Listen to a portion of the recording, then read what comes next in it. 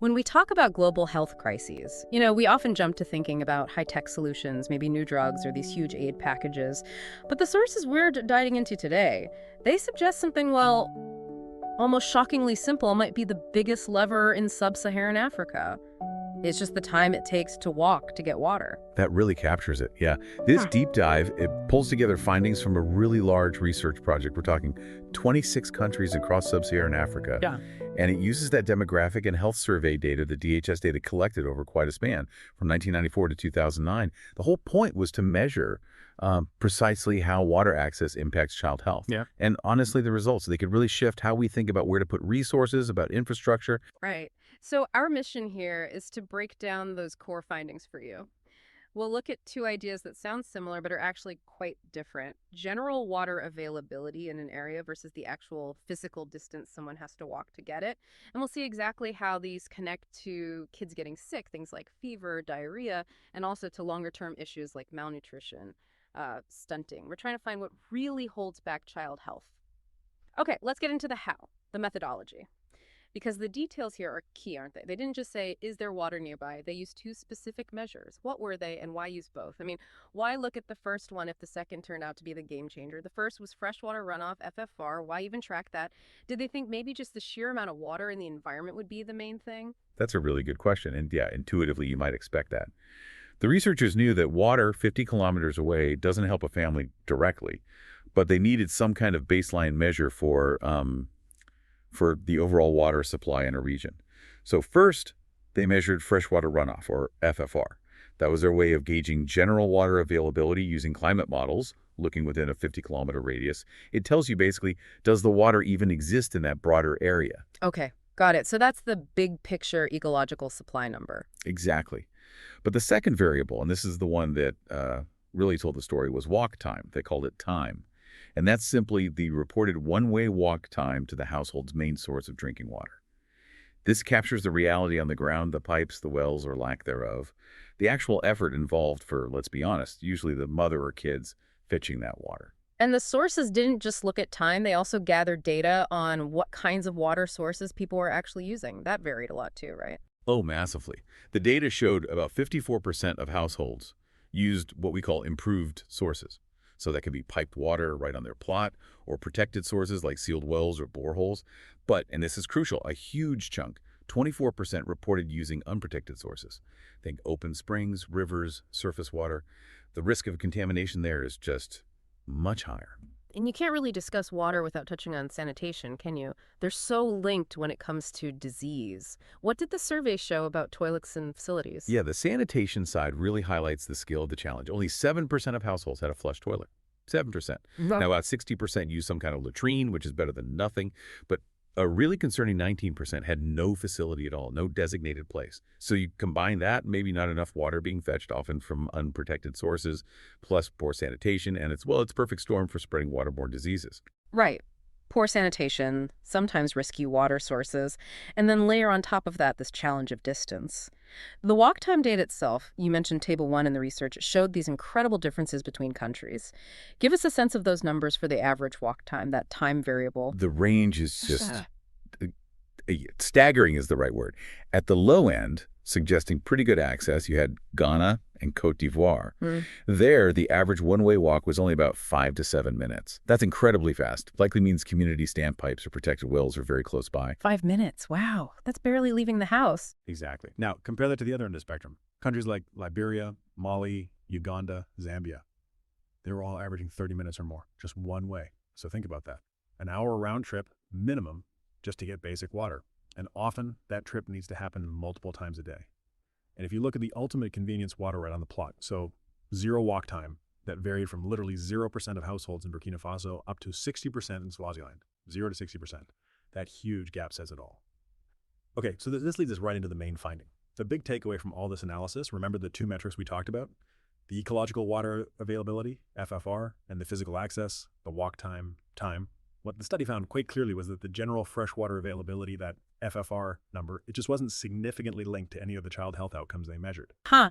So even if there was technically plenty of water in the region, ecologically speaking, it didn't really affect the health risks for kids. It wasn't about the water just being there. It was about the actual physical difficulty of getting your hands on it. So what did happen when they zeroed in on that walk time, the time variable? That's where the picture became incredibly clear. Focusing on walk time revealed a really strong, consistent, and negative connection. They actually quantified it. They looked at what happens with just a, quote, modest 15-minute increase in the one-way walk time, just 15 minutes longer.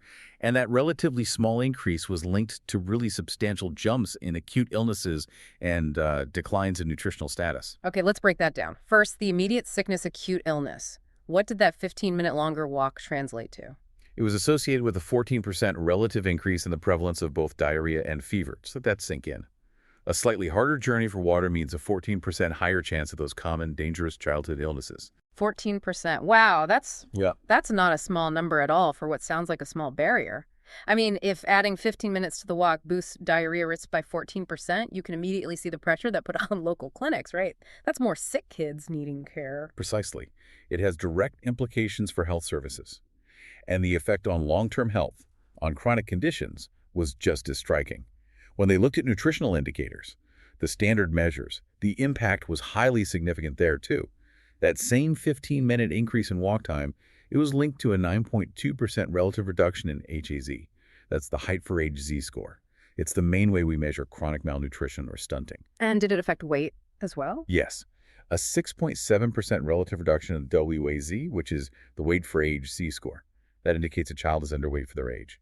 And crucially, all these effects, the acute sickness, the chronic malnutrition markers, were all statistically significant, robust findings. It paints a really undeniable picture. Infrastructure access is directly tied to how children grow and develop. It makes that whole invisible journey of water suddenly very, very visible in its consequences. It means for a child who might already be vulnerable, just adding 15 minutes to their mom's or siblings' walk each way significantly bumps up their odds of being sick right now and failing to thrive long term. So the obvious question is, why? What's actually happening? What are the mechanics linking that extra distance to worse health? Right. That's the next logical step the researchers explored. And they identified three main ways that longer fetching times hurt child health. It mostly comes down to how it impacts hygiene. Okay, what's the first mechanism? Reduced water volume. Pretty straightforward, really. When getting water is harder, it takes more time, more physical effort. Households simply collect less of it overall. Less water to drink, less for cooking, and, this is key, less water available per person for basic hygiene each day. Which naturally leads into the second point, I imagine. Hygiene practices suffer. Exactly. With less water to go around, essential washing hands, bodies, clothes, cooking utensils, it just doesn't happen as often or as thoroughly. That means more exposure to germs, more disease transmission within the home. The study notes that even if sanitation improves, like building a latrine, the health benefits are limited if there isn't enough water for people to actually wash their hands properly. And the third mechanism sounds maybe a bit more subtle, but just as dangerous: contamination risk during storage. That's right. Because you've collected less water, you need to make it last longer. You store it. And stored water, especially if the containers aren't perfectly clean or sealed, becomes a potential breeding ground for bacteria and other microbes. This contamination during storage can be a major source of diarrheal diseases, even if the water was relatively clean when collected. The research also mentions wider impacts beyond just health. The whole idea of opportunity cost. I mean, 30 minutes each way, maybe multiple trips a day, that's hours gone. If it's usually the mother doing this, that's time she can't spend on earning income, on education, or maybe most critically, time she can't use to seek healthcare for herself or a sick child. It's a huge drain. It really is. It creates this damaging feedback loop. Now, someone might ask, couldn't this just be about poverty? Maybe poorer families have less access to water and worse hygiene overall. But the data suggests the link with walk time is more direct. The implication for policy seems quite clear. It suggests that perhaps the most powerful health intervention isn't only about general poverty programs or even just finding more water sources in the region. It's about targeted investments in infrastructure, things like piped water systems, or even just well-protected, easily accessible shallow wells, things that physically cut down that walk time. The study strongly implies these infrastructure projects are, in effect, direct public health interventions. So, what's the bottom line here for you listening? We've seen today that maybe the most crucial yet often overlooked foundation of public health isn't just whether fresh water exists nearby, but the actual engineering, the infrastructure that closes the gap between that water and the people who need it. That difference between a quick 5-minute walk and a grueling 30-minute trek. It can literally mean the difference between a healthy growing child and one who's constantly battling illness and malnutrition. Absolutely. If there's one thing to take away, it's this. In the specific context of these 26 sub-Saharan African countries over that study period, the distance to the water source, the physical access measured by walk time, was a much stronger predictor of child health outcomes than the overall availability of fresh water in the wider region.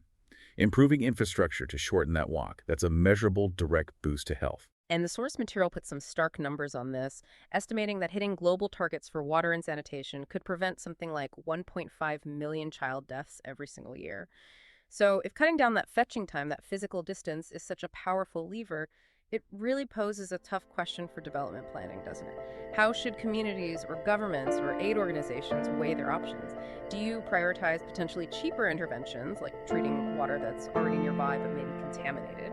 Or do you invest the significant capital needed for infrastructure pipes, wells that brings the water source physically closer to homes? That's something to really think about, the true cost and value of time.